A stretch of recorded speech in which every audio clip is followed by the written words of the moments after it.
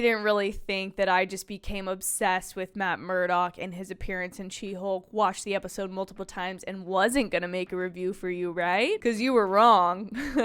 Hey guys, I'm so sorry for this late review of She-Hulk episode 8, but you know I had to talk about it. She-Hulk review, speedrun style. Pug, I love this man. He is hilarious. Nikki's Wolverine reference was fantastic, and I'm so glad that Twitter picked up on it.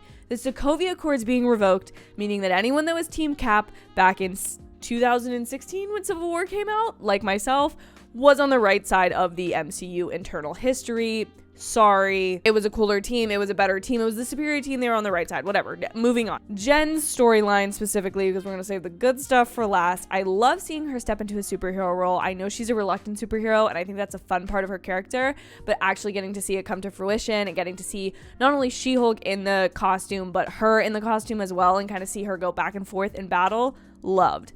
I also really liked the action reaction aspect of this episode, whether it was the lawyer storyline or the actual superhero avenging vigilante stuff. It was very much just something happens, they have to react to it, something else happens. I like that flow. Josh is a trash, horrible person, but I just had to restate that because of all this intelligentsia stuff that's, popping up. I just had to restate how much of a trash human being. And if you're dating someone like a Josh, or there's a Josh in your life, cut that out, okay? You don't need that. Also, I think it's just incredibly cruel the way that intelligentsia chooses to attack her in that moment that's supposed to be about her professional accomplishment, and they make it about what she does in her personal life and who she is and making private things public. And it just felt very much the way that we maybe treat celebrity, attack things they do in their private life in public because of who they are. And I don't know, I just thought that was well handled by the show. It made it more impactful and it hurt. I also love that Jen is flawed. When she stands up, she almost thinks she's the only one receiving the award, the only one nominated.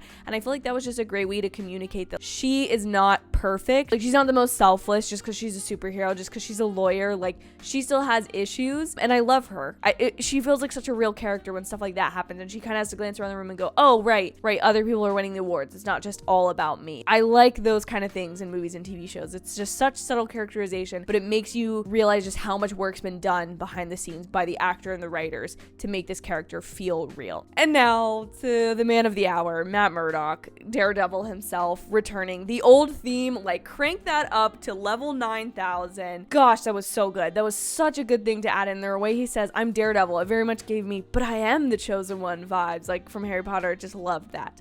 I also just need to state, and there will be more videos about this in the future because I cannot help myself, I deeply, immensely, truly, with all of my heart, love this character. I think Matt Murdock is just a character that I didn't even know I needed in my life until I started watching this show, and honestly, it even clicked further that how much I loved and cared about this character once I watched season 3 of Daredevil. And I know that a lot of people are gonna comment and say that I'm a bandwagon fan, and I don't care because it's maybe partially true, but I really, really deeply love this character and am so here for his renaissance period that's been almost a year at this point. I just am so excited to see the future of this character, and I love him so much. I feel my love for this character in my bones, and anyone who's a big Marvel fan and has a character they feel that way about understands what I'm saying. Also, when he says he talks about his law firm, and we like to take cases when the bills are low. I take higher paid cases, blah blah blah, whatever. That to me is a reference to Nelson, Murdock, and Paige, and reference to Foggy and Karen. And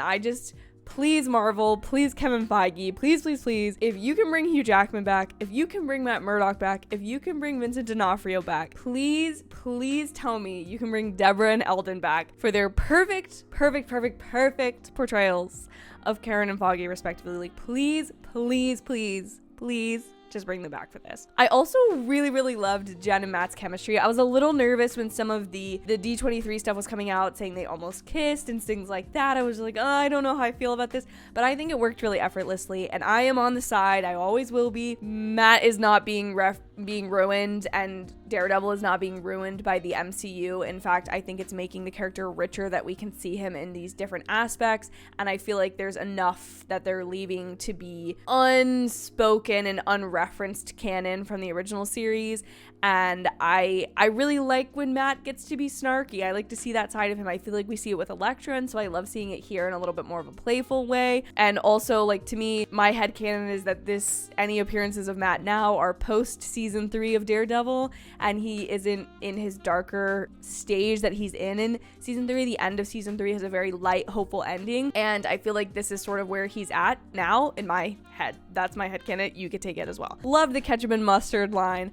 I love the conflict of him having a secret identity and her being an extremely public superhero figure. I just thought that was a great dichotomy and an interesting way to look at the superhero world, because there are people who go by their full names, like Doctor Strange and Thor, as their superhero personas. Like, it's hard to differentiate those. Then there's Jen, who struggles with being a very public superhero figure but a private, personal human being. And then there's someone like Matt who like keeps both pretty private, and I just really liked all of that. I love that we got a hallway fight. The hallway fight I thought was magnificent. I thought it was wonderful. I thought it was beautiful. Just that Pope meme on Twitter where they're like holding the video up, just like that is everything to me. And I loved all the legal talk. I just felt like it was a heightened level because Matt Murdock was here, Charlie Cox brought his A game, and I just loved it. And I hope that the happiness that I received from this episode is how you feel watching my review. If you want to watch more of my content, check out these videos here. I'll see you guys in the next one. Love y'all. Bye.